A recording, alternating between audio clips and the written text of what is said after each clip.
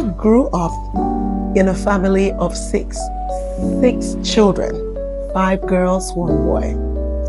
And we were accustomed to, fighting. And in those days, one of the favorite things we enjoyed watching on Sundays was wrestling.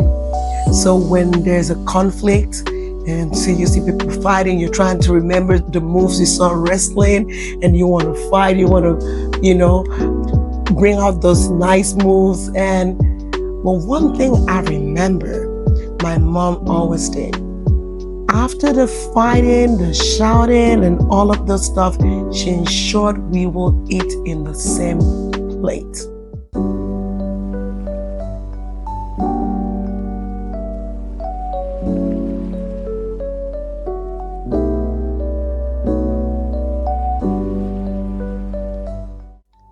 I heard a story about a twin who were quarreling for so many years, and the parents tried talking to them, encouraged them to resolve their differences, and it was not done. And then one of them passed, and on the day of the funeral, the surviving twin was so heartbroken, and she had so much regret. And unfortunately, it's too late because one is already dead. What are you going to do? I grew up in a family of six children, 5 girls, 1 boy. And we were accustomed to, fighting. And in those days, one of the favorite things we enjoyed watching on Sundays was wrestling. So when there's a conflict, and so you see people fighting, you're trying to remember the moves you saw wrestling, and you want to fight, you want to, bring out those nice moves. And well, one thing I remember my mom always did, after the fighting, the shouting, and all of the stuff, she ensured we will eat in the same plate. And she'll make us sleep in the same room. So guess what? If that sibling is your enemy, then you're going to be stuck with seeing the enemy for many hours. She did that for so many years, but I can honestly say, now years have passed, and my siblings and I are so close. You may have differences here and there, but it's never such that we don't fix, we don't resolve. Sometimes we even resolve it on the spot. But unfortunately, it's not every family that happens. So you will hear, oh, this family, oh, they don't talk together. This one is angry with this one. And if you're listening to this message today, and maybe this is the case in your home, then know for a fact you have a chance to make some corrections.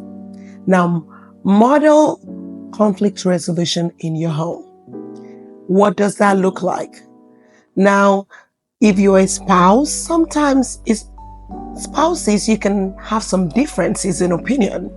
And that's exactly what conflict is. I don't agree with what you say, and the other one doesn't agree. Then you may have those differences in your home. Make sure if your children are aware that this is what's going on, fix it. When you fix it, then they will also recognize, okay, we may not agree, but let's get to that point where we all come into agreement. Okay, it's not about you, it's not about me. We come to that point, then we're like, okay, fine, this is it. We can all agree to meet each other halfway. So model conflict resolution in your home. Now, another thing I will advise for parents is avoid taking sides.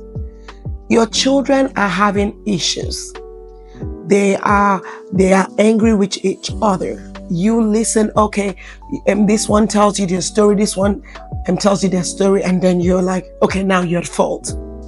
Even though you may know who is at fault, don't say it in front of them.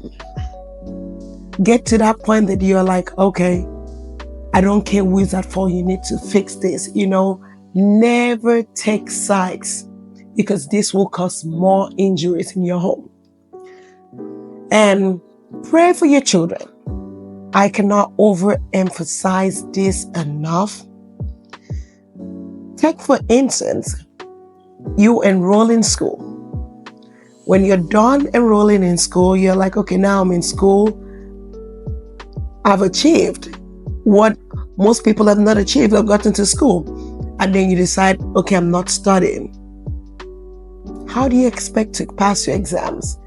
How do you even expect to branch out and, start that business you want to start, practice in your given profession? Is not going to happen. So having children is step one. Yeah. But what happens after then? You have to study. You have to pray for your kids. Don't leave anything to chance. Don't think that because you now have the kids, the work is done, you don't have to do anything else. Pray for your kids. Especially if you notice that this is some of the things that are happening, or my kids don't get along, pray for them. You can pray, and I can assure you, if you consistently pray for them,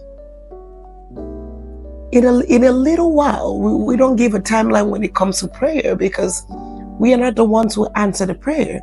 But I can assure you that God will make something happen where all of a sudden you may not even realize when, that miracle takes place. But they start getting along. Their voices no longer irritate each other.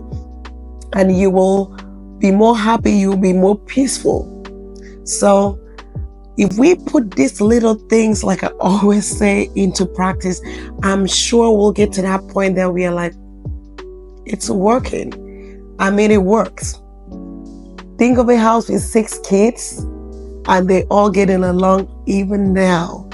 It's possible. If it was possible for my parents, it's possible in your home. It's working in my home and it's going to work in your home.